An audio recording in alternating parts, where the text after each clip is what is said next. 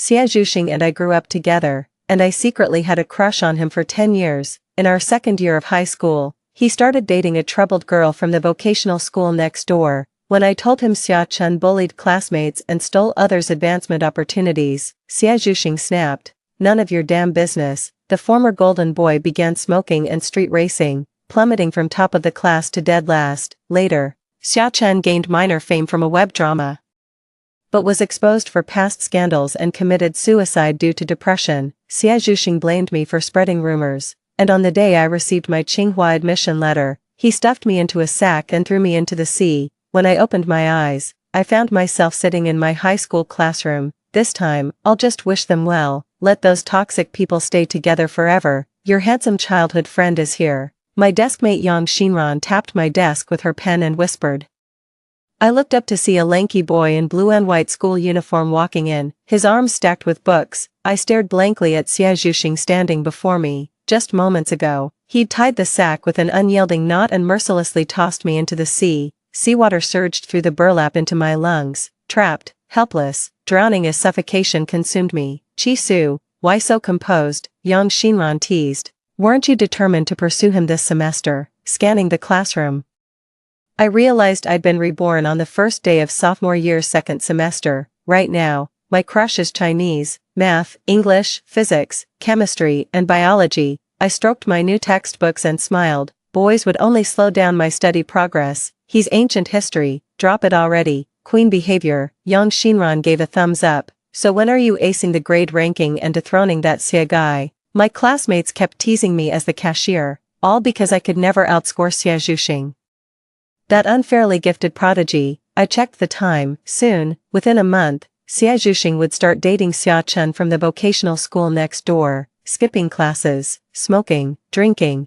until his grades plummeted. Of course, I never cared about competing with others academically. The only person I needed to surpass was myself. In my past life, I gave up my guaranteed admission to Tsinghua University through the physics competition because Xia Zhuxing told me he'd believe I didn't leak Xia Chen's scandals if I forfeited the spot. Eventually, I relinquished it, took the national college entrance exam normally, scored 708, and got into Tsinghua. Meanwhile, Xia Zhuxing, shattered by Xia Chen's suicide, didn't even sit for the exams. His family ordered him to repeat the school year. On the day the admission letter arrived, Xia Zhuxing threw me into the sea. Quiet, Ms. Chiu, the homeroom teacher, walked in with a stack of test papers. After a whole vacation of fooling around, do you even remember how to write your own names? With that, she began distributing the papers. The classroom erupted in groans, everyone complaining about having a test on the very first day of school. As I got the test paper,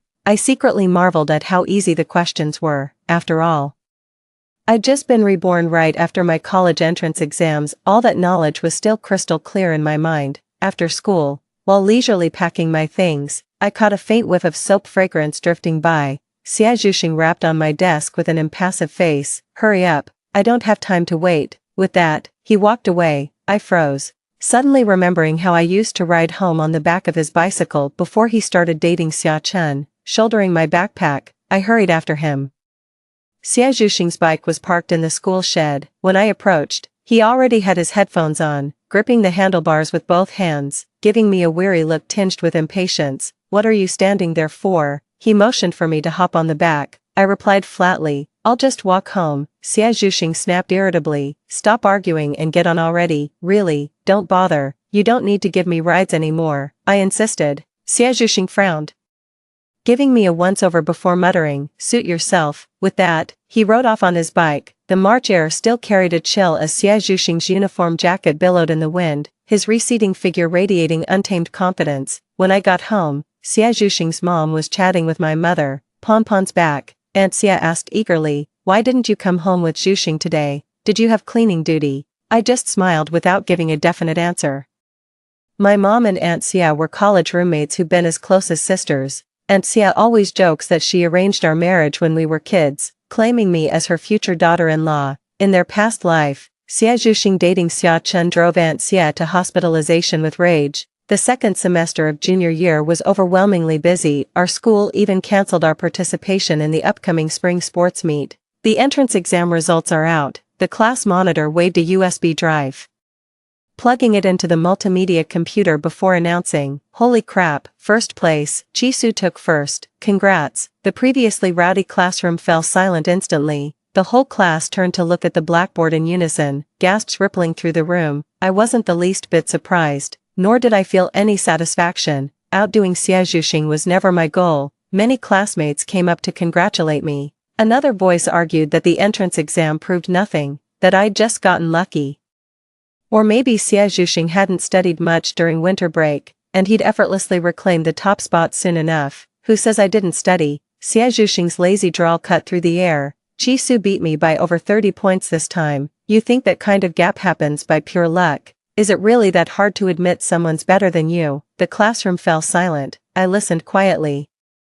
Realizing this was exactly why in my past life I'd felt compelled to meddle, to convince Xiaojuxing how unworthy Xiaochen truly was. To me, he wasn't just academically brilliant and handsome, he had a strong sense of justice. Watching him spiral downward, I couldn't just stand by. But this time, perhaps it's best to let fate take its course. After school, Xiaojuxing walked home with me instead of riding his bike. "What kind of gifts do girls usually like?" he suddenly asked. "Lipstick, bags, perfume." I listed them one by one. In my past life, I'd suggested hand-knitted scarves, only for Xiaojuxing to mock them as tacky. He ended up giving Xiaochen a bottle of perfume instead, and they became a couple soon after. At the crossroads, Xiaojuxing headed to the shopping mall on the pedestrian street while I went home to grind through practice problems. Sure enough, within a week, rumors about Xiaojuxing's new relationship were circulating through the class. "Bro Xia, don't tell me your girlfriend is actually that girl from the vocational school next door,"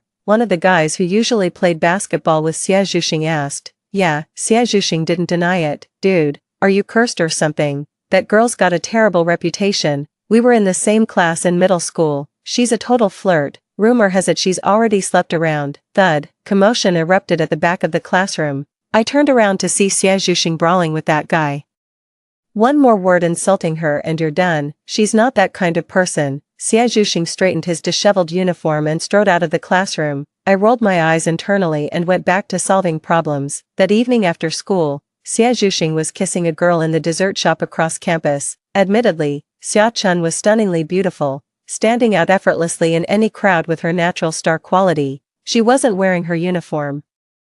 Her boat-neck knit top revealed porcelain collarbones, while Xiaojuxing cradled the back of her shoulder-length flaxen hair as they lost themselves in the kiss. "Don't cry, sweetheart. Once we get into college, there'll be plenty of great guys," Yang Xinran chimed in reassuringly. "Let's put romance on hold for now." I bought 2 starch sausages from a street vendor and handed her one. "I'm aiming to become a doctor, 8 years of combined bachelor's, master's and PhD studies, plus residency."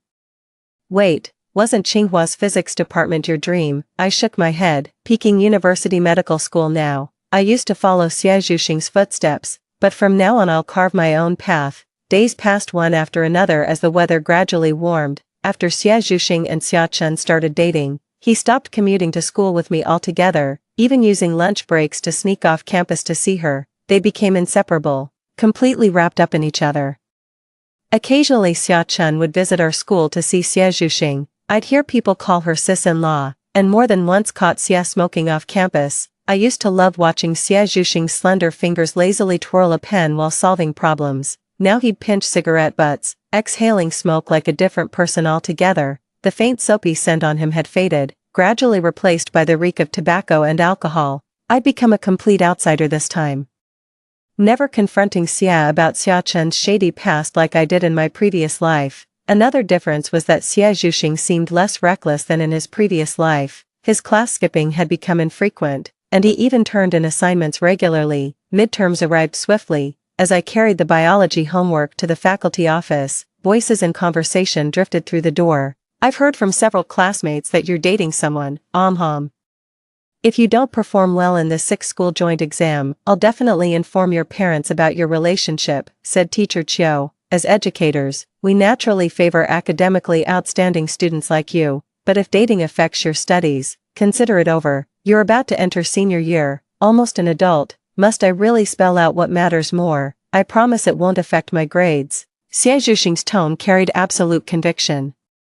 I'm feeling a bit dazed. Did Xiaojuxing say this in our past life? can't recall anymore. Suddenly, a shadow fell across my path. Xia Zhuxing emerged from inside unnoticed, giving me a casual glance, playing gatekeeper. With that, they left. When I returned to class, everyone was looking at me with unreadable expressions. Yang Xinran rushed over anxiously, saying, Fang Peng and Wang Tianxua were horsing around earlier and bumped into the cabinet. Things fell out, including your love letter to Xia Zhuxing. My mind went blank. There really was a love letter I wrote to Xia Zhuxing tucked away in the cubby cabinet at the back of the classroom. It just never got delivered. My crush on Xia Zhuxing was something I never confessed in my past life. That letter had long been forgotten, probably sold for scrap paper along with my exam notes after the college entrance tests. Guess this is what they call the butterfly effect. If I hadn't lingered outside the office so long and handed those papers from Teacher Chiu to the class monitor sooner, everyone would have returned to their seats earlier. None of this would have happened. The slightest flap of a butterfly's wings can set off monumental changes. My gaze landed on Xia Zhuxing. The love letter was right there on his desk, and he was staring back at me with unreadable intensity. Perfect. This time I didn't even try talking him out of dating Xia Chen. Yet he somehow found out about my crush. If Xia Chen gets exposed for scandals later, won't he suspect me of pulling strings again? I was about to explain when Xia Zhuxing cut in first. Chi Su lost our bet, so I made her write it to mess with her. We've known each other since elementary school. If we were gonna date, we'd have done it ages ago. We're practically siblings at this point. Zero romantic chemistry, okay. His tone was casual, expression utterly unguarded, not a trace of deception. My gaze locked with Xia Zhuxing's midair, surrounded by classmates' bantering laughter. The minor incident passed quickly without causing any ripples, and Xia Zhuxing never approached me privately afterward. Midterm exams arrived just like that. Surprisingly, Xia Zhuxing didn't skip the last 2 exams as he had in his previous life. After finishing the tests, I saw him rushing downstairs in a hurry, in a rare act of mercy. The school excused us from self-study.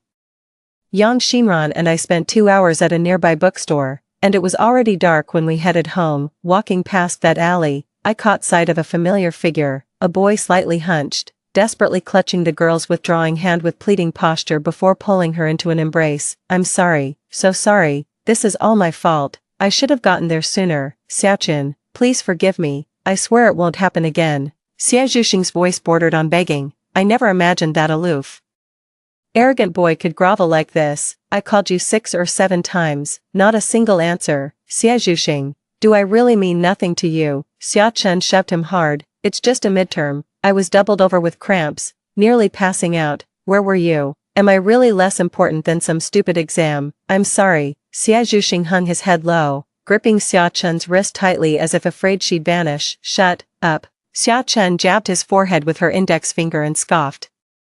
Save your apologies. Handsome guys who actually care are a dime a dozen. Xia Chen doesn't need some bookworm boyfriend. We're done. Go be your perfect student. Xia Chen, panic cracked Xia Zhuxing's voice. Just this once, I swear. From now on, I'll drop everything when you need me. Please, this midterm was crucial. If I failed, my teacher would tell my mom. Ha ha ha. Xia Chen suddenly burst into laughter.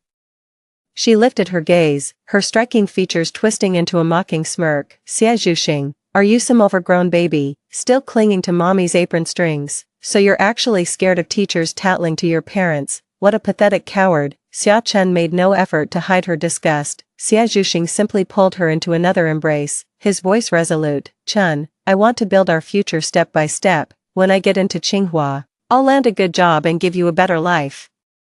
I'll cut down study time. Keep my grades up while spending more time with you, okay? Oh, so I'm the one holding you back from Tsinghua. Xia Chen's expression remained impassive. What's the point, Xia Zhuxing? If you love studying so much, why bother with dating? Xia Chen. Xia Zhuxing seemed at a complete loss, helplessly watching her walk away. Standing there awkwardly, I heard the person ahead say, getting a kick out of watching me get dumped. Are you?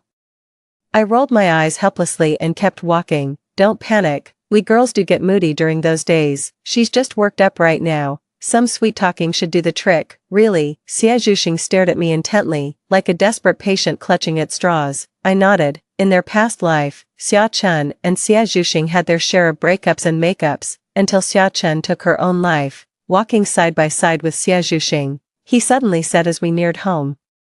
Let me borrow your biology notes, I'll return them tomorrow morning. My footsteps faltered as I stared at him in surprise. What's wrong, biology class rep? He raised an eyebrow. I pulled the notebook from my bag and handed it over, only to snatch it back the moment he reached for it. What? Xia Zhuxing asked in confusion. Xia Zhuxing. I called his name, locking eyes with him. Did you get reborn too? The moment the words left my mouth, everything seemed to freeze. Xia Zhuxing looked shocked at first, then adopted an expression that said I knew it. So that's why you didn't badmouth Xia Chen this time. Hurtful words, even after getting a second chance at life. Does Xia Zhuxing still believe Xia Chen's well-documented scandals are fabricated? When the exposé came out in their previous life, Xia Chen publicly apologized to the bullying victims on Weibo. Her stands desperately tried to whitewash her, claiming it takes two to tango. If that girl hadn't been such a copycat deliberately dressing like Xia Chen, she wouldn't have drawn Xia's attention. As for the toilet water incident, they insisted it was just her minions doing and had nothing to do with Xia herself. Staring at Xia Zhuxing before me, I silently lamented how hopeless this guy truly was. Then again, even in his past life when Xia Chen took her own life, he'd still been head over heels for her. With those rose-tinted glasses permanently glued on, how could he ever see any fault in her? Jisoo, I know this apology means little now, Xia Zhuxing said with palpable regret in his eyes, but I knew Xia Chen's scandal wasn't leaked by you even before you gave up your recommendation spot. I just needed someone to take it out on. Hearing these words, I felt strangely calm. Then why did you throw me into the sea? Xia Zhuxing fell silent. Maybe it was my dark side taking over. We grew up together, yet you gave up guaranteed admission and still got into Tsinghua. Your future's so bright. Meanwhile, without Xia Chen, I'm being forced to retake the exams next year. I wanted to drag you down into the abyss with me. Smack. I slapped him across the face. Xia Zhuxing turned his head slightly and said calmly, I jumped into the sea later to save you, but failed. I must have died too, which explains why we've both been reborn. As I turned to leave, I heard him continue. Jisoo, this time I won't repeat past mistakes. I'll study hard so my parents have no reason to separate me from Xia Chen, and that whistleblower won't get another chance. Enough. Why are you telling me this? I cut him off. Since that's how it is, let's lay all cards on the table. Stay away from me from now on. We'll go our separate ways without interfering with each other. Jisoo, you're a wonderful woman. I was such a scumbag in our past life. I truly don't want to lose you as a friend. Xia Zhuxing murmured as if talking to himself. I know you might look down on Xia Chen, but academic performance isn't the only measure of worth. She may have made mistakes before, but who's born perfect? Doesn't she deserve a second chance? In her previous life, she donated all her acting fees to Hope Mountain District. Enough, I snapped, unable to take it anymore. If you adore Xia Chen, that's your business. I have zero interest in learning about her virtues. 2. Jisoo. Does this mean we can't be friends anymore? Xia Zhuxing asked quietly. I locked eyes with him and answered without hesitation. Correct. I'll never forgive a bastard like you. When I got home, Xia Zhuxing was still standing downstairs under the streetlight, his shadow stretching long across the pavement. Then suddenly, he slapped himself across the face. The midterm exam results came out. A joint assessment across 6 elite municipal high schools. The test was notoriously difficult.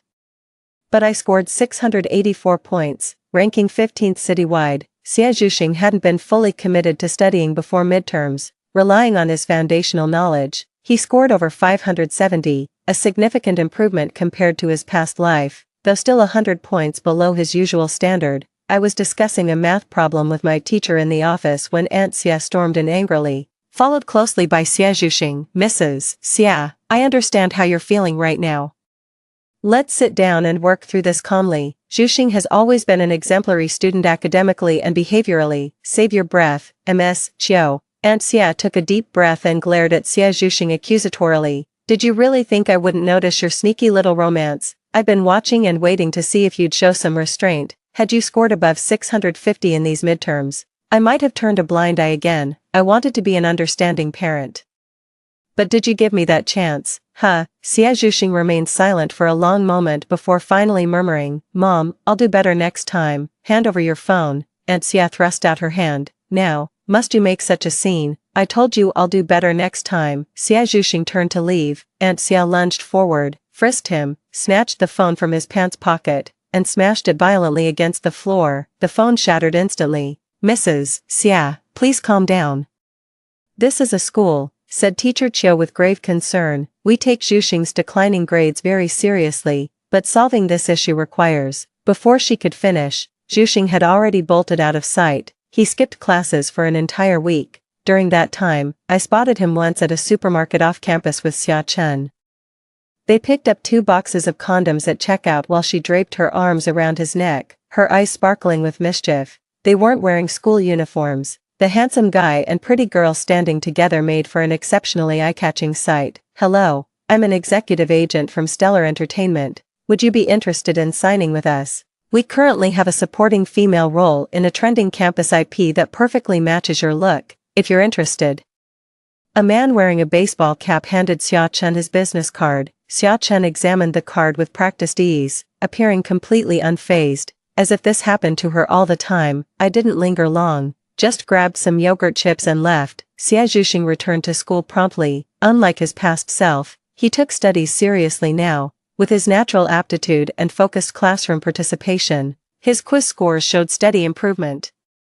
Rumor had it Xia Zhuxing promised his family he'd score 680 plus on finals, or break up with Xia Chen. Conversely, he threatened to drop out if they kept interfering with his relationship. Aunt Xia was at her wit's end. While pretending to compromise, she confided in my mom. If he failed finals again, she'd resort to life-threatening ultimatums. She prayed daily for his romantic infatuation to fade. That day when Xia Zhuxing brought Xia Chen home, Aunt Xia even prepared a table full of her signature dishes. This was something that never happened in their previous life. It was clear Xia Zhuxing was genuinely trying to turn things around, but his ambition to change too much ended up backfiring. The day of final exams arrived amidst the sweltering June heat. As students exited the exam hall, a police car parked at the school gate drew bewildered glances from the crowd. The lead officer strode straight to the dean and demanded, "Where's Xia Zhuxing, officer? There must be some mistake. Xia Zhuxing is a top student. He'd never be involved in anything like this." Just then, Xia Zhuxing emerged. "I'm Xia Zhuxing. What's this about? A female student from the vocational technical school next door has accused you of attempted murder. Come with me to the station for questioning." With that, the officer took Xia Zhuxing away, gripping my backpack straps. Xia Zhuxing's words from that day suddenly flashed through my mind. I won't give that whistleblower any opportunity to strike. A chilling numbness seeped through every limb of my body. "Xia Zhuxing, you've truly lost your damn mind." Xia Zhuxing was escorted away by police in full public view. He appeared utterly composed, without a trace of panic. The classroom buzzed with students' animated discussions. Attempted murder. Even in his previous life when Xia Zhuxing wallowed in depravity, he never crossed the line into criminal insanity. I couldn't begin to imagine what awaited him next. The final exam results came out a week later. Though Xia Zhuxing didn't hit the 680 score he'd promised his family, his 653 total marks showed significant improvement from midterms. Sadly, Aunt Xia had no energy left to care about grades. Xia Zhuxing had been detained ever since they took him away that day, according to my mom. Xia Zhuxing anonymously threatened the girl before taking her to a surveillance-free area where he nearly strangled her to death. If proven true, Xia Zhuxing faces jail time. At 17, he's legally accountable for criminal charges. Xia Zhuxing now admits to sending threatening letters but denies any physical assault against the female student. With no conclusive evidence provided by the accuser, Xia was released after completing the maximum 15-day detention. The police issued disciplinary warnings, while the university placed him under probationary observation. Summer vacation arrived unnoticed. The next time I saw Xia Zhuxing up close was at my house. While Aunt Xia and my mom were chatting in the living room, he knocked on my bedroom door and asked, "Mind if I come in?" I glanced at him without responding. Xia Zhuxing swaggered in and placed 2 white rabbit milk candies on my desk. "When we were kids, Xia Zhuxing and I used to compete academically. Whoever scored lower had to buy white rabbit candies for the other." I unwrapped the candy and popped it into my mouth, its creamy sweetness flooding my taste buds. "Aren't you afraid I poisoned it?" he remarked from beside me, sucking on the candy. I replied, "You wouldn't dare. You've still got your girlfriend to protect." "I never laid a finger on that girl," Xia Zhuxing said calmly. "Just scared her a bit." When I remembered how her exposé drove Xia Chen to suicide in our past life, I lost control. Luckily, I stopped at sending threats, reined myself in before crossing the line. Finally, he let out a soft chuckle. even if I committed a crime, it'd be the perfect crime, no loose ends, no chance for her to go running to the police. He popped another milk candy into his mouth, puffing out his left cheek, as I stared at the tall, lanky boy before me. He felt increasingly like a stranger. Though Xie Zhuxing's second life seemed perfectly controlled, one misstep would plunge him into irreversible ruin. She's a victim of Xia Chen's bullying. How could she stay silent when watching her tormentor put on this hypocritical act for the cameras? I met Xie Zhuxing's gaze squarely and fired back. Does one mistake condemn someone forever? Doesn't Xia Chen deserve redemption? Her parents divorced when she was little, raised by her half-blind grandmother. Unloved and unsupervised like some feral child. Xie Zhuxing's voice cracked slightly. She learned to cook in middle school, still bears oil-burned scars on her hands, that abrasive attitude, just armor she wears to survive. His words left me utterly unmoved. So hardship licenses cruelty. Just because you've been rained on, you get to destroy others' umbrellas. Ji-Su, you grew up in a loving family with doting parents, so you'll never truly understand Xia Chen's suffering. Xie Zhuxing's disappointment was palpable when I saw her lifeless body in that blood-filled bathtub in our past life. Do you know what went through my mind? I listened in silence. I kept thinking. Xie Zhuxing paused. Why didn't I meet Xia Chen when we were children? How different things could have been if our paths had crossed instead. I would have tutored her, helped her quit swearing, cooked her meals, rewarded every good test score with candy. Suddenly the white rabbit candy in my mouth turned cloyingly sweet, then bitter. It was too late. She'd already bled to death. Her suicide note said she was sorry and hoped I'd get into Tsinghua next year. Xie Zhuxing's eyes glistened with unshed tears under the lamplight. Thankfully I got reborn. When I saw her alive and kicking before me again, I swore silently to protect her with my life this time. Clap, clap, clap. I gave slow, measured applause and deadpanned. How touching. Such profound devotion. Unfazed by my sarcastic remarks, Xie Zhuxing replied calmly. One final competition then. This year's Gaokao, my score will top yours. With that, he turned and walked away. The scorching July heat made anywhere unbearable, so I spent my days holed up at home solving problems and watching movies. The brief 2-week summer vacation passed in a flash. While other grades hadn't started school yet, we were already considered full-fledged senior high students. The intense academic atmosphere was palpable from the very first day of school.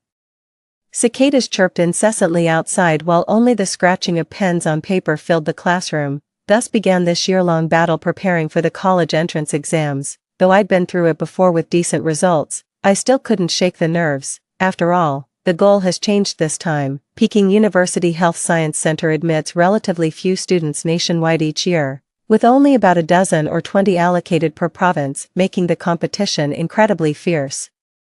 I study day and night, and when exhausted, I unwind by watching medical dramas. Xie Zhuxing was no exception. He rarely skipped class, did problems after lectures, occasionally consulted teachers, but would bolt out of the classroom like his life depended on it when school ended, not heading home, but going to find Xia Chen. While we were grinding away for the college entrance exams, Xia Chen dropped out, didn't even finish vocational high school, signed with an agency, and landed her first acting role as a supporting character. My days were a monotonous back and forth between school and home, nothing but study after study. Though my grades were improving at a snail's pace. I learned this about grades back in elementary school. Climbing from failing marks to 90 is easy, but pushing from 95 to 100 is where the real challenge lies. Human capabilities have their limits. Nearly 2 months into the semester, temperatures kept dropping as fallen leaves carpeted the pathways. The first snowfall marked the end of our senior fall semester. Teacher Chiu approved class funds and generously supplemented them from her own pocket, having our monitor take us to a barbecue joint by the school gate. Our class of 30-something split into 2 private rooms. Yang Xinran and I shared a bottle of beer while light snow fell outside, the lamb spine hot pot bubbling away on our table. After dinner, the snowfall intensified, and our boisterous crowd launched into a snowball fight. Someone started it, declaring they'd test into Fudan University to visit the Oriental Pearl Tower at Shanghai's Bund. One by one, we all started shouting out our dream universities at the top of our lungs. I'm going to Peking University Health Science Center, I shouted into the snow-filled sky. Yang Xinran chimed in right after. And I'll major in finance at Central University of Finance and Economics. Our monitor deadpanned. Perfect pair. One'll rob people blind, the other'll finish them off. Yang Xinran and I locked eyes and burst into hysterical laughter. It was almost 9:30 when we got home. Xiaojuxing, who'd skipped the evening barbecue, now stood at the doorstep. He pinned Xiaochen against the wall, kissing her lips fiercely. "Sweetheart, congratulations on wrapping filming," with a slightly hoarse voice. Xiaojuxing pulled Xiaochen into his embrace.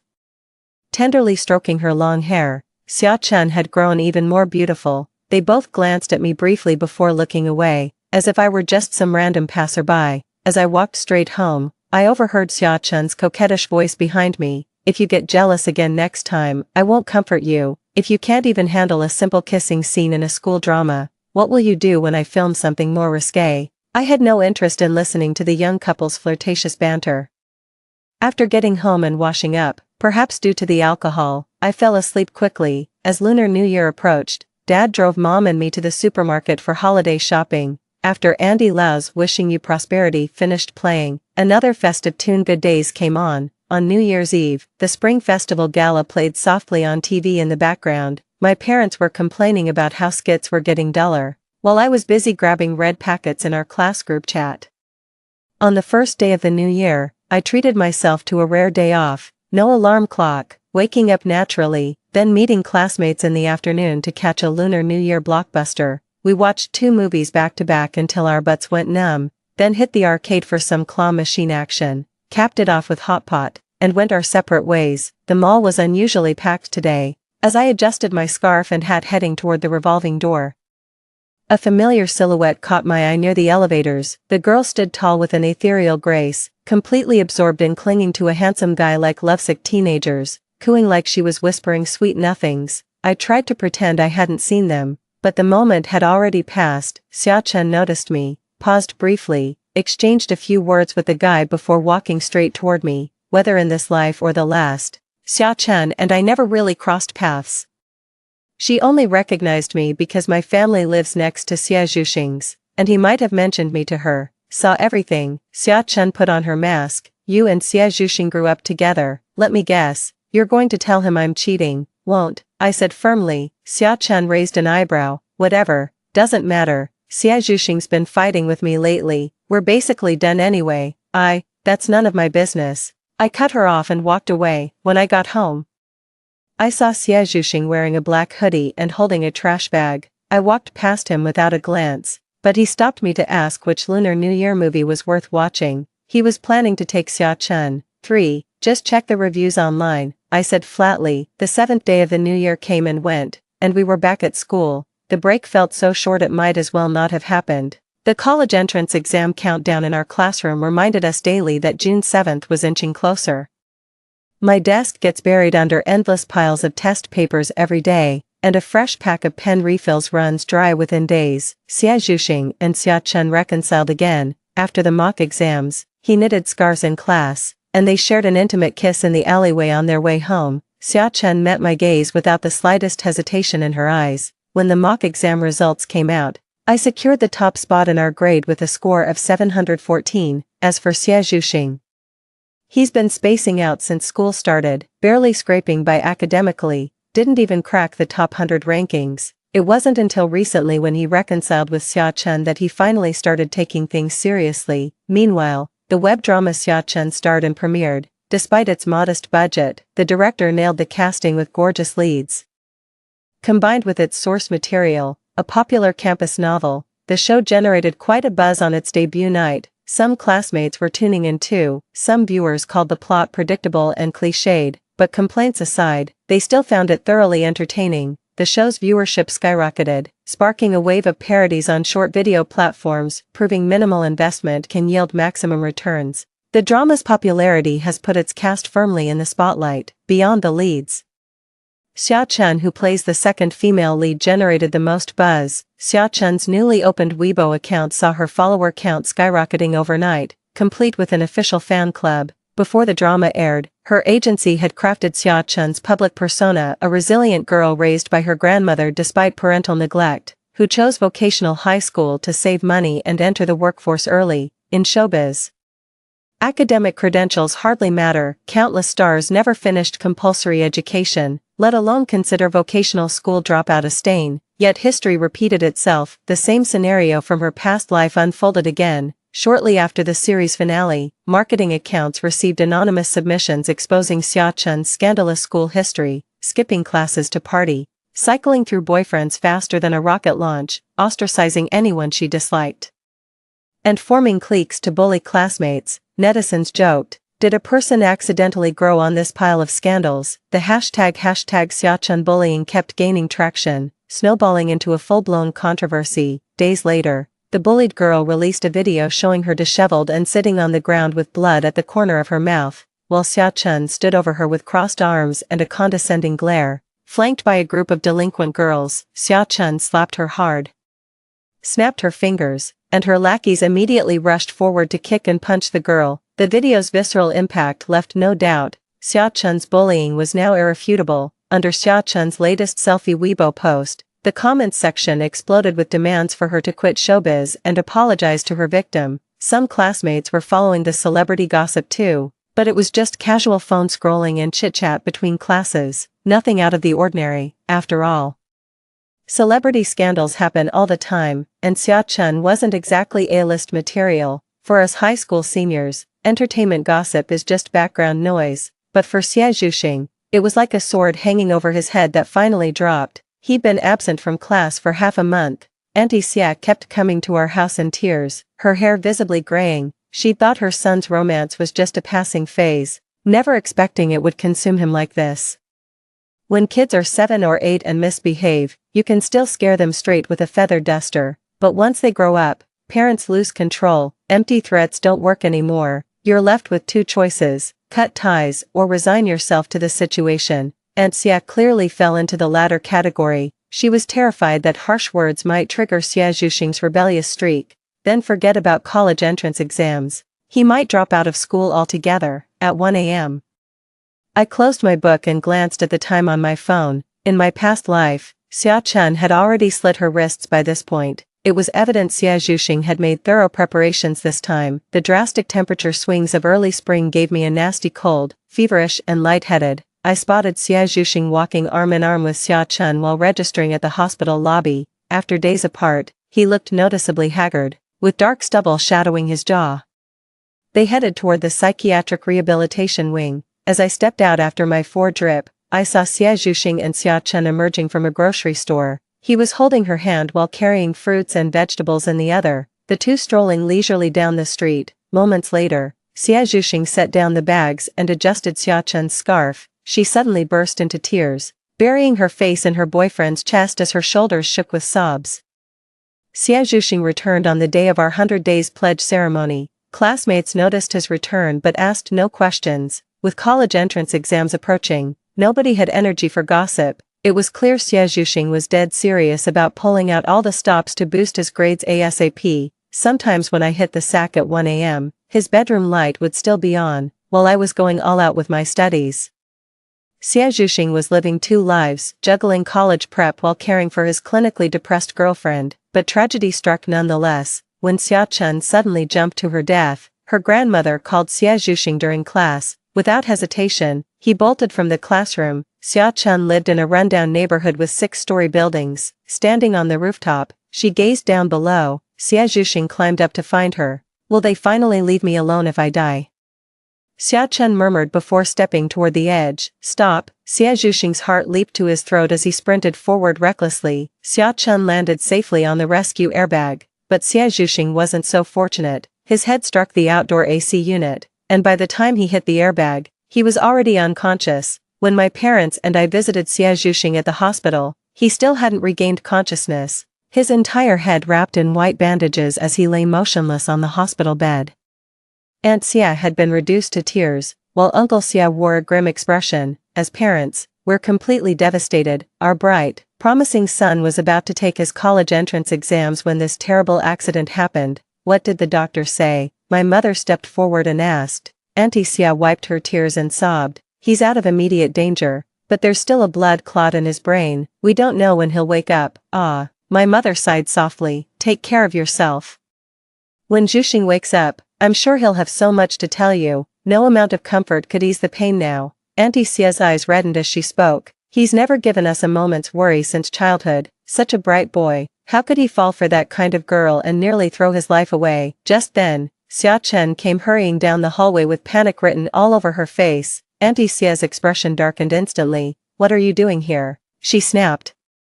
Haven't you done enough damage to my Zhuxing? I'm sorry, so sorry Auntie. Xia Chen's face was filled with remorse. This is all my fault. Could you just let me see Zhuxing? Just one glance. I swear I'll never appear before him again. How dare you show your face here? If it weren't for you, would he be lying there now? Auntie Xia was nearly hysterical, her voice hoarse from screaming. You almost cost my son his life. With that, Auntie Xia slapped her across the face. A bright red handprint bloomed on Xia Chen's pale cheek. Tears streamed down her face as she looked up with a bitter smile. Auntie, why take all your anger out on me? I'll admit responsibility for Zhuxing's injuries, but it takes two to tango. I've tried breaking up with him multiple times, but he clings like bubblegum that won't come off. Your son was the one insisting on this relationship, not me forcing him to stay. You. Aunt Xia gasped with rage, her chest heaving violently. Get out of my sight, Auntie, I'm not going anywhere. Xia Chen remained stubbornly indifferent, tilting her chin slightly. Her natural features remained exquisitely defined without makeup. Few people have genuinely loved me my whole life. Who knew Xia Zhuxing would risk his life for me? How unfortunate. I'll haunt him like a vengeful ghost from now on. Aunt Xia clenched her fists tightly as she watched Xia Chen's retreating figure. The weather grew warmer, with peach blossoms lining the roads. While freshmen and sophomores exercised during the long break, we remained cooped up solving problems in the classroom. Xia Zhuxing's seat sat empty, and test papers no longer made their way to his desk. After the mock exams ended, my parents took me out for steak dinner, saying I'd lost weight from studying too hard. We'd just left the restaurant when Aunt Xia called. Xia Zhuxing had regained consciousness. I expected to find Aunt Xia weeping with joy at the hospital, but instead she was arguing with Xia Zhuxing. The hospital door stood ajar, letting the heated argument inside spill out. Are you trying to be the death of me? What's so special about her? There'll be plenty of time for romance later. Zhuxing, you're 18, a student facing college entrance exams. She's just some dropout delinquent. What could you possibly see in her? I need to see Xia Chen. Mom, please let me see her. Is she hurt? Xia Zhuxing's voice was faint with exhaustion. What if I forbid you from seeing her? Aunt Xia retorted. While you were unconscious, she came to visit. Just wanted one last look before leaving forever. Zhuxing, you'll never see her again. Ah, it was Aunt Xia's startled cry. We rushed into the hospital room to find Xia Zhuxing, his head bandaged, standing by the bed with a fruit knife pressed against his wrist. Let me see Xia Chen. I need to see her safe and sound with my own eyes. Xia Zhuxing stared fixedly at Aunt Xia, his eyes filled with unyielding determination. Aunt Xia closed her eyes briefly before walking out of the ward in tears, a silent surrender. My parents went to comfort Aunt Xia, leaving only Xia Zhuxing and me in the hospital room. He pocketed the knife, his face pale. Do you think I'm beyond redemption now? I remained silent. This is good, really good, Xia Zhuxing murmured to himself. I'm still alive, Xia Chen is safe. Probably won't outscore you this year. Guess I'll retake the exams next year. Never thought I'd still end up like this after getting a second chance, but I'm content. Well, whatever happens from now on, just don't regret the choices you've made. With those final words, I turned and walked away. After the second mock exams, each day seemed to hit fast forward. Sunrise, sunset, waking, eating, studying, sleeping, nothing more. I'm grateful to be someone who handles pressure well. Sticking to my study schedule and completing tasks on time gives me genuine satisfaction. Even better, my overall grades kept improving steadily. Those tiny 2 or 3 point gains were enough to brighten my whole day. Every point I score now feels like breaking new ground at this stage. With just 1 month left before the college entrance exams, Xia Zhuxing unexpectedly returned to class. He told classmates he'd learn what he could, figuring he'd retake next year anyway. This time was just to experience the exam atmosphere. Come to think of it, Xia Zhuxing never actually sat for the exams in his previous life. He got his wish and became inseparable with Xia Chen again, their relationship even more clingy than before. I've spotted him in the cafeteria several times, phone in hand. His features relaxed with a gentle smile as he chatted with someone on the other end. Xia Chen underwent an even more dramatic transformation. She genuinely left showbiz. Rumor has it she forfeited her entire film fee as contractual penalties to her agency. Nobody knows what she's up to now. Every day after school, she'd wait for Xia Zhuxing at the gate, always carrying either a lunchbox or neatly sliced fruits. The moment Xia Zhuxing appeared, she'd flutter over to him like an affectionate little bird. That's what you'd call ride-or-die friendship. Yang Xinran rubbed her goosebumps while watching them. Perfect. Now they're both love-struck. Ship sailed. Bless their hearts, I chimed in, still mentally chewing on that math problem. The college entrance exam countdown loomed larger each day. Every morning, the entire class would instinctively glance at those digits upon entering. On Dragon Boat Festival, Teacher Chiu hung a zongzi above the classroom door, making each student give it a symbolic head bump for luck. When it was Xia Zhuxing's turn, he didn't step forward, a mocking voice sneered, at least he knows his limits, missing so many classes, wearing a pyramid hat won't solve his urgent problems. The remark instantly froze the previously cheerful atmosphere. Xia Zhuxing slammed his pen on the desk and stormed out of the classroom. On June 7th, a light drizzle fell from the sky, breaking the sweltering heat that had lingered for days. We sat inside the examination hall, listening to the rhythmic patter of rain outside. The two-day exam ended swiftly. The moment I capped my pen felt like sealing away a treasure chest of youth. With Gaokao finally over, liberated students bolted from the exam rooms, whooping and sprinting through the drizzling rain. I felt neither overwhelming relief nor lingering emptiness. It was just like finishing any ordinary exam. My body clock woke me the next morning, and I instinctively reached for my vocabulary notebook before realizing the exams were over. I stared blankly at the ceiling, only then feeling true physical and mental relaxation wash over me. The post-college entrance exam vacation is one of life's rare moments of pure leisure. Yang Xinran and I signed up for driving lessons together. After 20-some days under the sun, we'd both tanned at least 2 shades darker despite slathering on sunscreen. Score release day came sooner than expected. 4.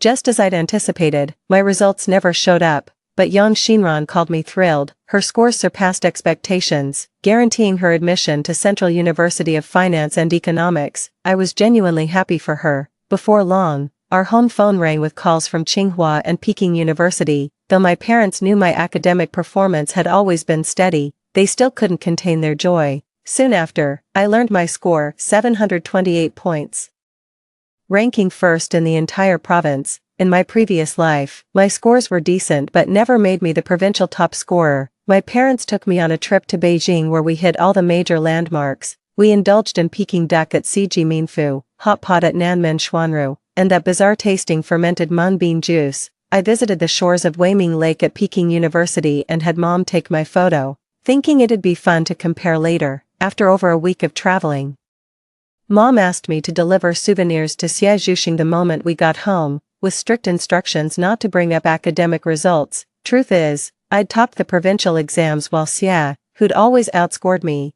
barely cracked 500 points this time. Outsiders might call it unfair that he scored decently without trying, but that number was nothing short of humiliation for someone like him. Doesn't matter anyway. He'll be retaking the exams next year. This is just going through the motions.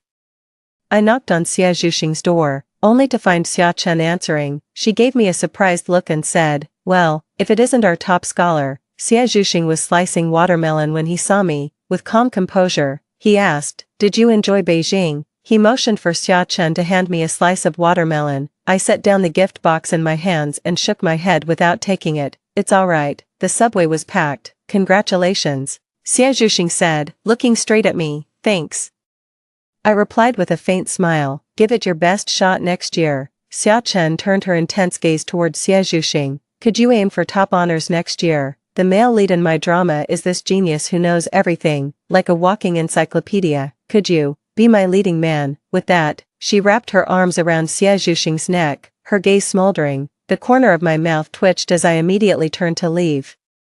Our class held a graduation party in a massive KTV room packed with people, while rumors said another class occupied the neighboring. Ear-splitting screeches pierced through everyone's skulls. Someone had requested Emile Chow's classic Friends. Through the years, we'll always be friends. Those days will never return. A few guys even got misty-eyed. My usually calm heartstrings were unexpectedly plucked. Youth comes but once. We must cherish this unadulterated moment. In my past life, I skipped the college entrance exam because of Xia Zhuxing, and my mood was so affected that I didn't even attend the reunion. Looking back now, what a foolish decision that was. life's most precious moments shouldn't be missed because of worthless people. Knock knock, the private room door knocked. We thought it was a waiter bringing drinks, but surprisingly it turned out to be a guy from another class. Well, look who's here, me. Captain Chin gracing us with his presence. Bottoms up isn't too much to ask, right? A guy handed him a drink. He's on the school basketball team. Chin Mian, young Shinran whispered in my ear. I think he's checking you out. I looked up to see Chin Mian down his drink in one go. His toned arms flexed under the gray tee, radiating that sunny, athletic charm. Our eyes locked across the room. He immediately dodged away, looking visibly uncomfortable with the tips of his ears turning red. Me, our class is playing truth or dare. Chin Mian said in his clear voice, scratching his head awkwardly. They dared me to hug a girl from your class. I'll just stay here for a bit, don't you guys? That's cheating. Come on Mian, don't be a sore loser. Just say who you wanna hug. No way, it's not fair to take advantage of her like that. Chin Mian stopped joking with our male classmates. I'll go back and drink my penalty shots. You guys have fun. With that, he left. He seems kinda simple-minded. Are all jocks like that? Yang Shinran chuckled. I asked. He's an athlete. Yeah, I heard he's actually a national second-grade athlete who got admitted to Beijing Sport University without exams. Don't get me wrong, he's objectively handsome, but I prefer the gentle, refined type. Yang Shinran took a sip of juice. I'm determined to have a passionate college romance. Oh, this is mine and Chisu's song. We grabbed the mics and sang one like summer, one like autumn in exaggerated falsetto, as the gathering wound down. People started making bathroom runs before leaving the KTV. Yang Shinran and I lived in opposite directions. After waving goodbye, I spotted a tall figure standing nearby, broad-shouldered with long legs, pretending to scan a shared bike with his phone. I walked toward the bus stop without taking my eyes off it. A man's voice spoke up. Chisu. Someone called my name. I halted mid-step and turned to see Chin Mian striding toward me before stopping right in front of me.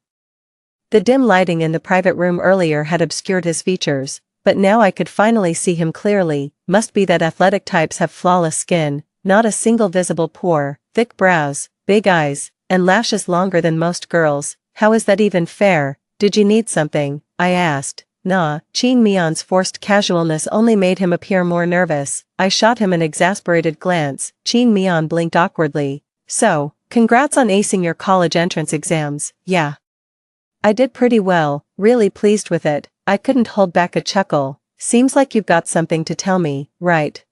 Chin Mian nodded, then after a moment seemed to gather his courage and spoke slowly. Actually, the girl I wanted to hug earlier was you. I was going to confess publicly, but after thinking it through, it didn't seem appropriate. Matters of the heart should be private. I like you. That's something just between us. Having so many people watching would only make you uncomfortable. No, wait. What I really meant to say was, you like me. I tilted my head slightly, meeting the gaze of the tall boy before me. Chin Mian's Adam's apple bobbed, but this time his eyes didn't waver, steadfast and sincere. Yes, I like you, Chisu. I was genuinely surprised. After all, I'd barely had any interaction with him before. I'm afraid if I don't say it now, I'll never get another chance. Chin Mian took a deep breath. Remember during our freshman military training, you fainted. And since your squad was next to mine, I carried you to the infirmary. You were so light. Then another time when the physics teacher called me to the office for extra practice, you casually pointed out the right answer for one multiple-choice question. You were always so kind. I looked completely blank, having no recollection. You came to watch one of our basketball games. I got so pumped up that I crushed your class team.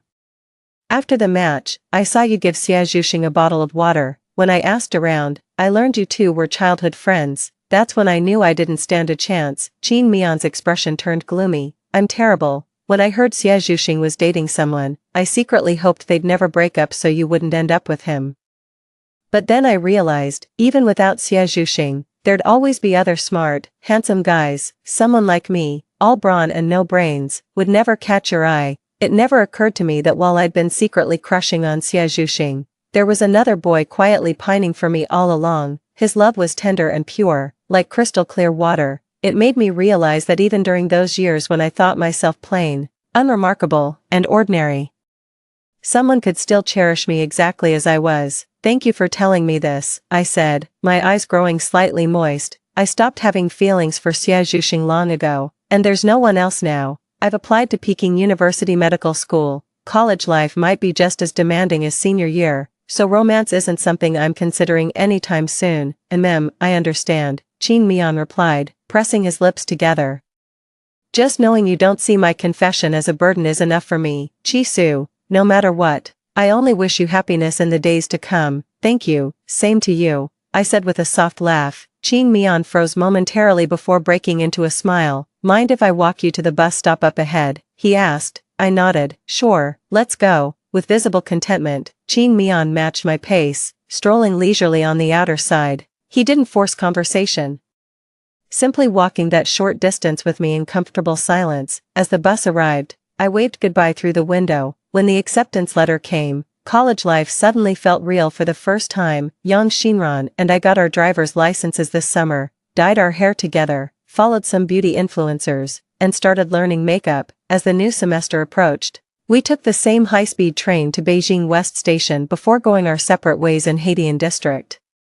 Lying in my dorm bed, I learned from a call with my mom that Xie Zhuxing had opted against retaking college entrance exams, instead enrolling directly at a second-tier university in Hangzhou. Xia Chen landed a gig as a clothing model for Taobao-style boutiques. Since the Jiangsu-Zhejiang-Shanghai region is China's e-commerce hub with abundant opportunities, Xie Zhuxing followed suit when his girlfriend decided to relocate there. Auntie Xia predictably objected vehemently, demanding Xie choose between his girlfriend and his mother, threatening to cut ties and withhold tuition unless he retook exams. Yet none of this swayed his decision. Rumor has it that Xie Zhuxing promised Auntie Xia he'd pursue postgraduate studies at a prestigious university before leaving, but he'd made such promises too many times before. Auntie Xia didn't buy it for a second. She just told him to get lost and pretended she never had the son. Honestly, I wasn't particularly moved.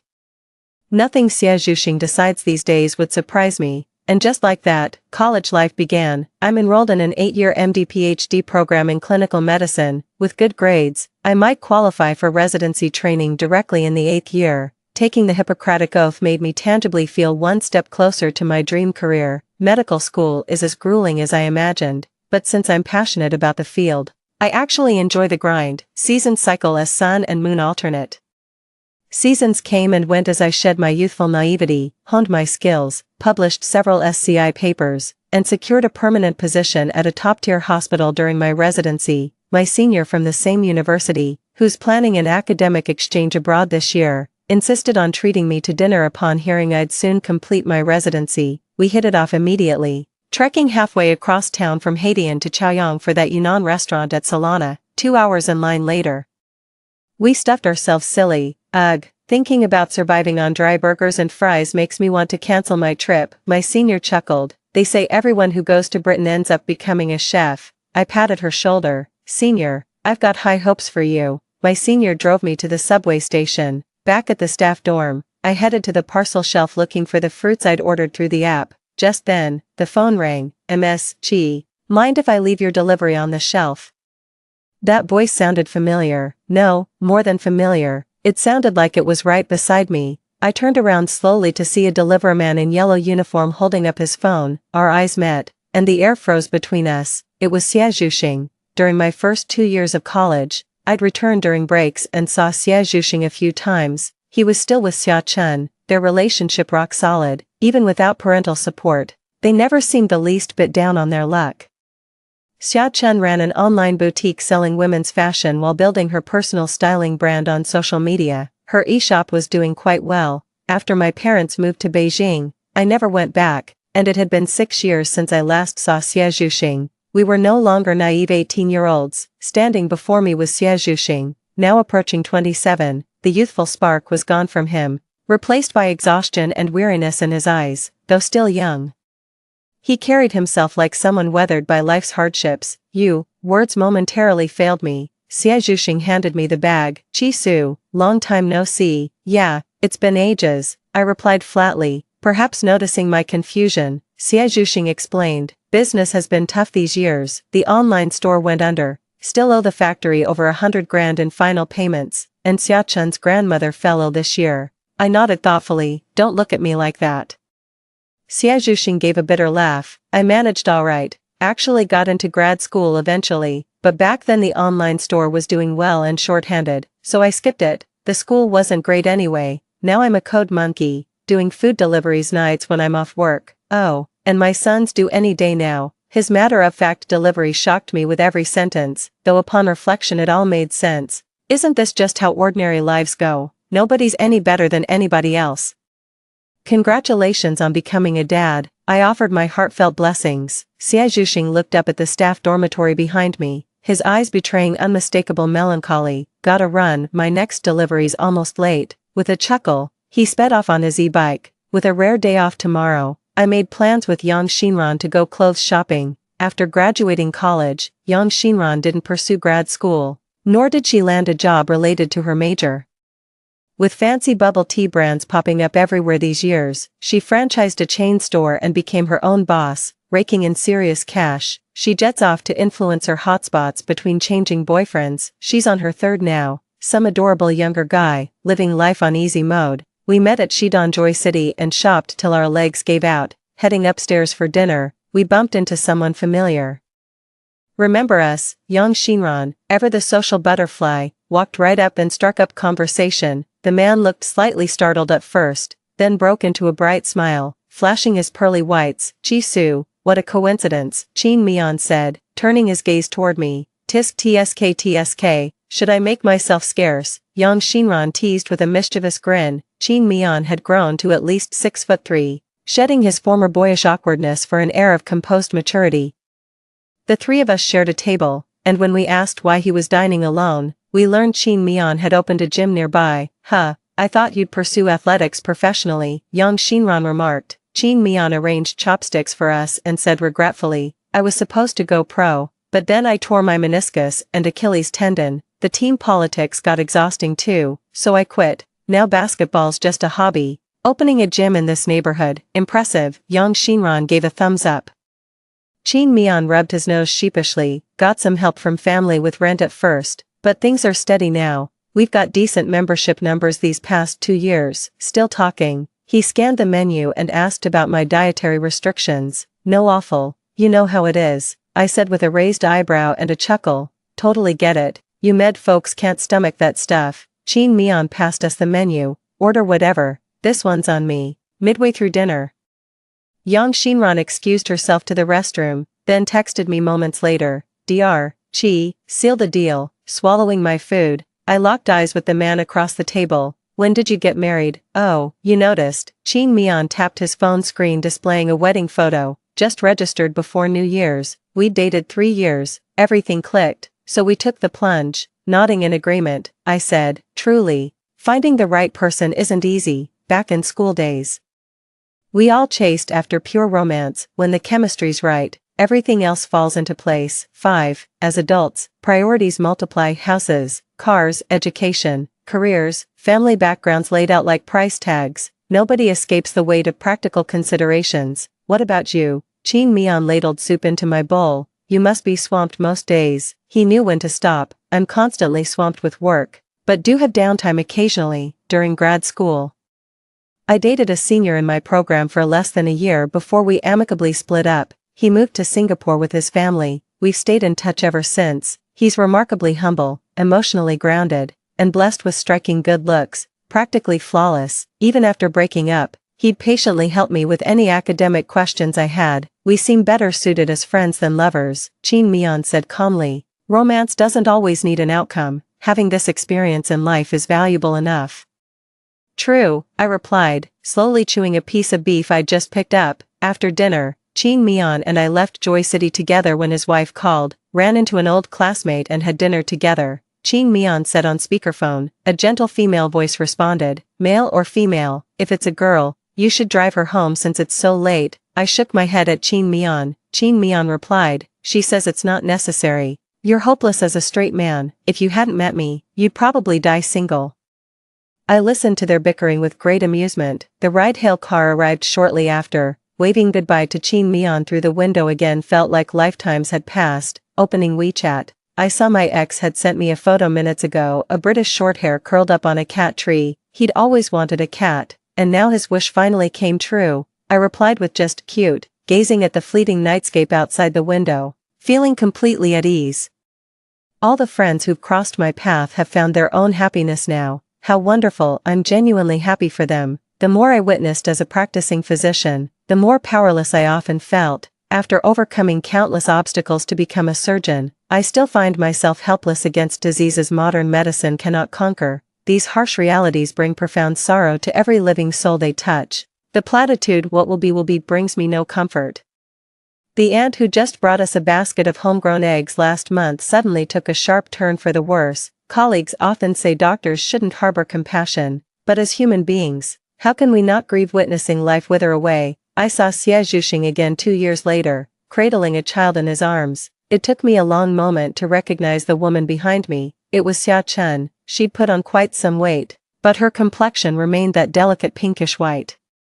Her features were largely unchanged, just softened with a newfound fullness. The ground floor clinic bustled with patients, footsteps hurried between registration counters and pharmacy windows. Xie Zhuxing spotted me, murmured something to Xia Chen over his shoulder, then walked straight toward me. He hadn't changed much in 2 years, though life had etched faint weariness around his eyes. His plaid shirt was faded from washing, canvas shoes peeling at the seams, yet the child in his arms was neatly dressed and utterly adorable. "Chi Su," Xie Zhuxing looked me up and down. "Which department are you in?" "Gynecology," I replied. "Who's sick?" "My son's been coughing lately, so we're here for a checkup," Xie Zhuxing said with concern. Xia Chen happened to come for a physical exam too. "Oh, you'd better hurry then," I said calmly, smiling at the child in his arms. "Your son is adorable, that's the honest truth.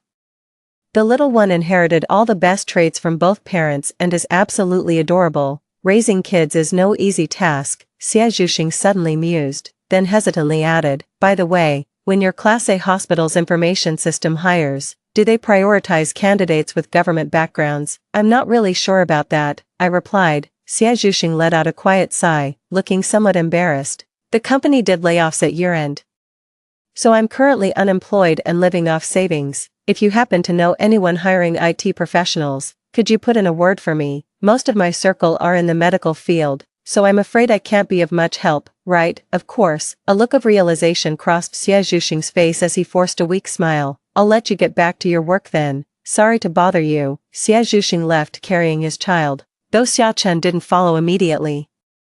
She waited until father and son had entered the elevator before approaching to speak with me. "My period has been really irregular lately, what's going on?" After a moment's thought, I said, "Could be hormonal imbalance. Let's run an estrogen panel and do an ultrasound." Xia Chen fixed me with this complicated look when I said that. "What's wrong?" I asked, confused. "What's with you doctors? Can't answer anything properly.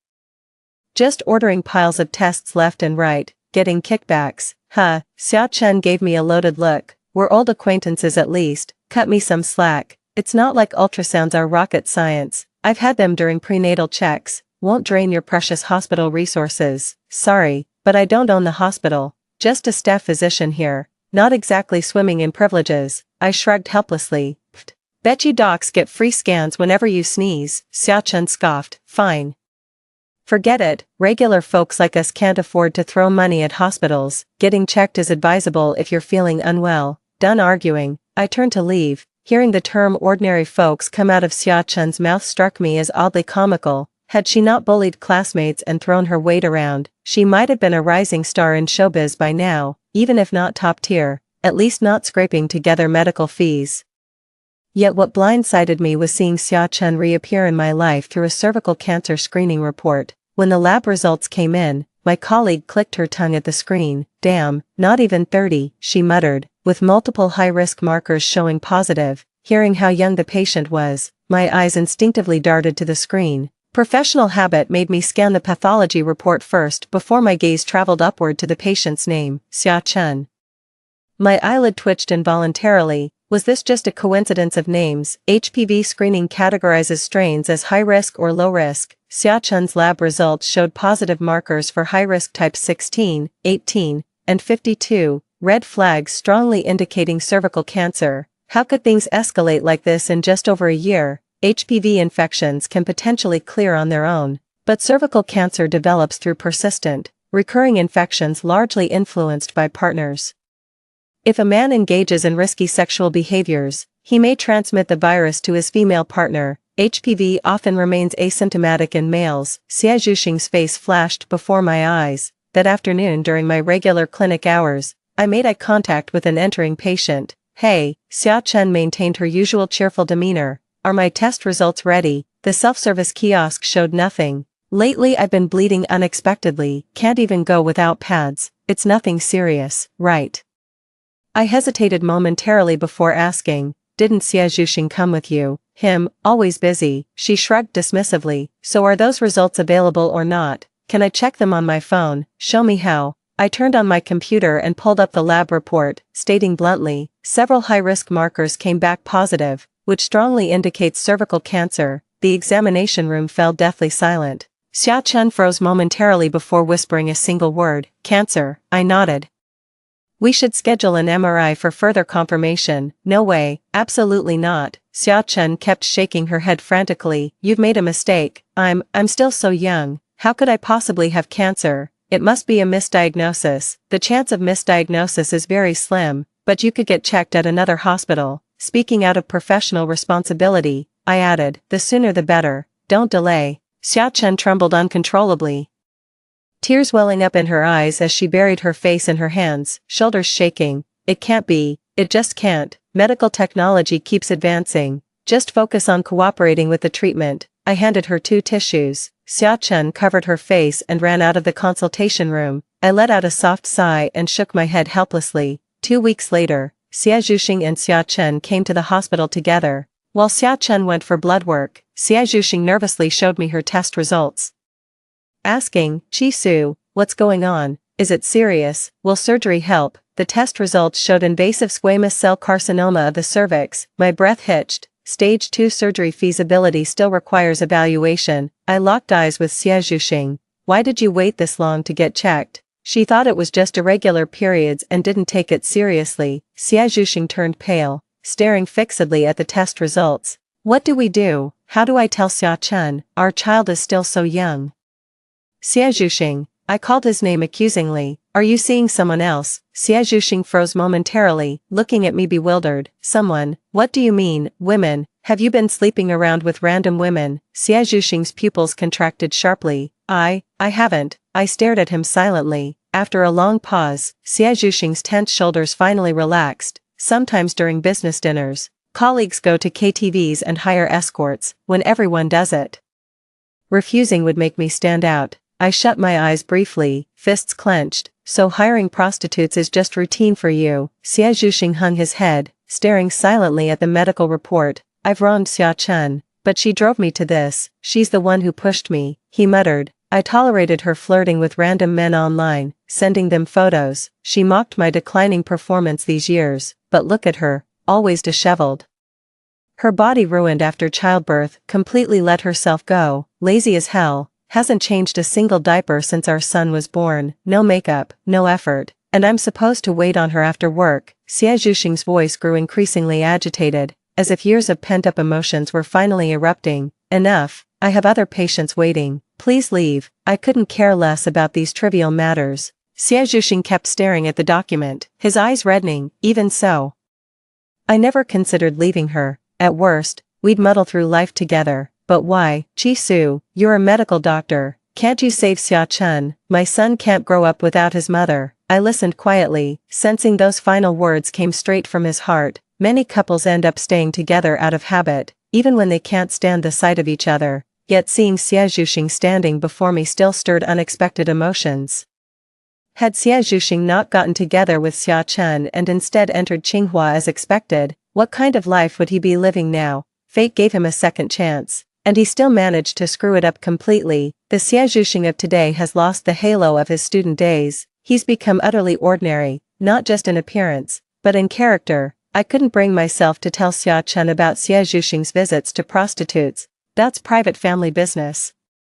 Nor could I definitively claim his promiscuity caused her cancer. It merely increased the risk, not guaranteed it. As a doctor, the most I could do was deliver the medical diagnosis. A month later, Xia Zhuxing somehow got hold of my number. After stammering awkwardly, he asked to borrow tens of thousands for Xia Chen's surgery. Of course I didn't give it to him. He didn't say much and just hung up immediately. Xia Chen's condition has become quite severe.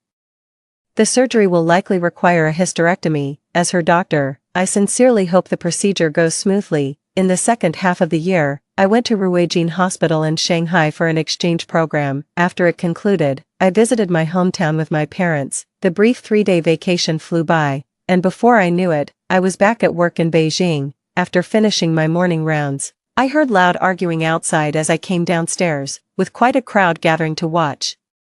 I kept walking forward when a familiar woman's voice caught my ear. The couple embroiled in the argument turned out to be Xie Zhuxing and Xia Chen. Xia Chen looked genuinely unwell, a far cry from her former radiant self. Her complexion was sallow, lips pale, appearing utterly frail. That woman just told me to check if my husband's been cheating, otherwise I'd never have gotten this disease. Xia Chen's eyes burned red with hatred. Xie Zhuxing, swear to me you've never betrayed me. Have you lost your mind? Xie Zhuxing glanced at the gathering crowd, his face flushing with embarrassment. Xia Chen sneered, guilty conscience. Then swear on our son's life that you've never paid for sex. Shut up. Xie Zhuxing glared furiously. How could your cancer be my fault? Don't pretend you haven't been sneaking around with men. I've tolerated your affairs long enough. You caught this disease whoring around, yet dare me. How could your cancer be my fault? Don't pretend you haven't been sneaking around with men. I've tolerated your affairs long enough. You caught this disease whoring around, yet dare blame me. Serves you right. No, I didn't. Xia Chen shook her head violently while screaming in denial. I've never betrayed you. Xie Zhuxing, you promised to protect me forever. How could you sleep with another woman? I bore your child. And you? Xia Chen's face twisted in pain as she clutched her abdomen, appearing heartbreakingly fragile. As Xie Zhuxing moved to steady her swaying figure, Xia Chen suddenly sank her teeth into his ear. Gasps erupted from the onlookers. Xie Zhuxing grimaced in pain, clutching Xia Chen's hair so fiercely that he tore out a handful before finally wrenching free. Blood filled Xia Chen's mouth as she suddenly burst into laughter, staring at Xie Zhuxing with mocking contempt. You're insane, completely deranged. Xie Zhuxing spat, blood streaming from his ear as he glared down at Xia Chen. Without me, you'd have died in that online witch hunt years ago. You should be thanking me for those extra years of life. With those words, he turned, his distant gaze abruptly locking with mine. Xie Zhuxing froze abruptly, staring at me blankly. I locked eyes with Xie Zhuxing in wordless silence. Xie Zhuxing, do you remember what you said? Why didn't I know Xia Chen since childhood? I'll tutor her with schoolwork and give her candy as a reward for good grades. Seeing her bouncing with energy before me again, I swore silently to protect her for life. How could you now turn around and stab the very girl you vowed to protect with your life? Has your fiery passion been extinguished so quickly by mundane routines? Do you still remember how you mercilessly killed me in our past life? All for that girl. Xie Zhuxing averted his gaze and strode away through the crowd. Xia Chen collapsed on the floor, her hair disheveled, her face as pale as paper, fragile as if she might shatter at any moment. Someone stepped forward to help her up, only to be met with a torrent of curses. With no afternoon clinic scheduled, I wrapped up my ongoing research project and curled up in my dorm watching an old black and white film. My phone buzzed with an unfamiliar text message. Dr. Chi, this is Xing Jian. I'm currently inspecting our Beijing branch operations. If convenient, I'd be honored to invite you to a pharmaceutical symposium. Xing Jian. 6. The name rang faintly familiar, and after a few seconds it clicked. He was a patient's relative I'd met during my exchange program in Shanghai. Xing Jian's mother had uterine polyps. I'd answered his numerous questions before and after her surgery, and through these interactions we became acquainted. Though Xing Jian graduated from medical school, he never practiced clinically. After working as a pharmaceutical rep for several years, he founded his own pharmaceutical company in his early 30s, quite the impressive young achiever. I replied promptly, apologies, but I'm scheduled for night shifts all week and won't be available. Thank you for the kind invitation though. The messages stopped coming. Just before falling asleep, another text from Xing Jian arrived. No, to be precise, it was an MMS. Attached was an image showing lengthy handwritten text in fountain pen. The handwriting is bold and vigorous. Dr. Chi, I apologize for disturbing you so late. Forgive me for agonizing for hours yet still lacking the courage to call and confess my admiration directly. It's almost laughable. Here I am at 30, never having been in a proper relationship, buried in studies during school years, then consumed by work after entering society. Before I knew it, everyone around me was getting married. I'd once thought spending life alone wouldn't be so bad. until I realized my feelings for you, your intellect. Your kindness, that smile when you heard my mother's surgery went well. I've treasured these memories. These past months I've wanted to reach out, but could never find adequate pretext. If you're willing, might you grant me the chance to court you? This is my first time expressing affection to a woman. If I've made you uncomfortable, I'm deeply sorry. Sweet dreams tonight, Xing Jian. When I reached the final character, my heartbeat inexplicably quickened. My impression of Xing Jian seems frozen at that moment in the hospital corridor, shirt sleeves rolled to his forearms, adjusting his glasses with one hand while issuing stern instructions to his assistant. For such an aloof workaholic to express affection through handwritten letters is truly, I can't quite put this feeling into words. After saving the number with a new contact name, I replied, maybe we could start as friends first, and see if romance might blossom. The person on the other end seemed glued to their phone, responding almost immediately, understood. During my courtship, if anything makes you uncomfortable, you have every right to call it off. A few days later, Xing Jian came to Beijing and we had dinner together. His nervousness was palpable. The harder he tried to appear composed, the more his endearingly awkward sincerity shone through. His flustered grip on the cutlery kept me laughing throughout the meal. During Xing Jian's 2-month business trip in Beijing, we met whenever our schedules aligned, and I gradually discovered remarkable compatibility between us. The other day at the mall, I ran into twins and asked him, how many kids do you plan to have? He paused momentarily before replying thoughtfully, I don't have the biological capacity for childbirth. The number of children isn't my decision to make. That choice belongs solely to women. After a long silence, his voice tinged with melancholy, he continued, my parents divorced when I was very young. That's probably why I'm rather detached emotionally. My mother raised me single-handedly until she remarried and I gained a little sister. She nearly died giving birth. Later I learned through research that maternal mortality during childbirth is frighteningly common. Indeed, I said, with conditions like amniotic fluid embolism, it's nearly impossible to snatch someone back from death's grip. Xing Jian hesitated. Words caught in his throat. I couldn't help smiling. What's wrong? What did you want to say? Xing Jian seemed to struggle for words. I wanted to say, if we do end up together, you don't have to have children if you don't want to. But that sounds like I'm robbing you of motherhood. Ultimately, the choice is yours. Then he caught himself and gave a rueful laugh. Damn it, we're not even officially together yet and I'm already. I interrupted him. Let's hold hands when we walk from the mall to the parking spot later. Xing Jian froze momentarily. Then a glimmer of amusement lit his eyes as he replied, okay. His palm was warm and dry as it gently enveloped my slightly cool fingertips. Nervousness was written all over Xing Jian's face when he opened the car door and fastened my seatbelt, his subtle cologne drifting toward me. This was the first time we'd been so close. After that day, we naturally became official. Xing Jian's company was based in Shanghai, but he frequently flew to Beijing for work, making our long-distance relationship feel surprisingly effortless. My mother's call brought the news Xia Chen had passed away last week. Her final wish was to be buried beside her grandmother. After years of estrangement, Xia Zhuxing finally swallowed his pride and asked Aunt Xia to help raise his child. It had been 3 years since I last saw Xia Zhuxing. Now promoted to associate chief physician, I'd just married Xing Jian last month.